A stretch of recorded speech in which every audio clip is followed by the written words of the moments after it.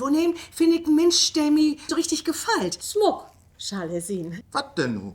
Kann ja auch nicht schief gehen. Ich hab ja mein Glücksbüchs an. Wo soll ich hier bin? Logisch. Ich soll nie gehen. Ich bin doch gar nicht der Typ für sowas. Nee. Ist das mein ich?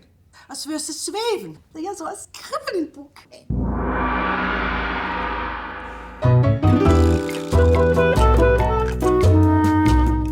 Höflichkeit siegt. Nu geht das los. Wie wünscht dir viel Spaß? So als das Leben ist, so ist das Leben, das Leben. Und wenn das anders ist, dann ist das eben anders. Die erste Satz ist wie kennenlernen nicht unwichtig. Ich weiß gar nicht, was ich die Kaffeemaschine von morgen utstellt habe. Was sag ich denn? Kommt sie. Bringt sie mit und lacht.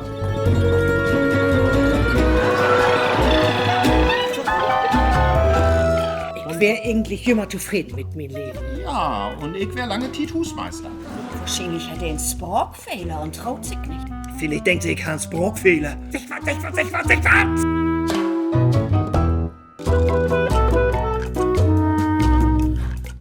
Sie sind viel zu jung für mich. Ich starb 96 Jahren alle Milliardären. Ich bin erst 95 und hab bloß 900 Millionen auf dem Konto. Na, wo geht sie dann? Am liebsten gut. Ich bin der Klaus. Hallo Klaus, wir möchten nicht miteinander snacken.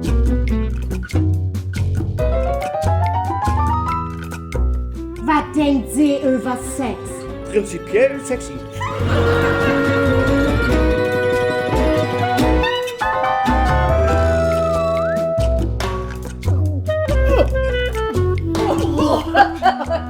Bin ich sehr Frauenstyp.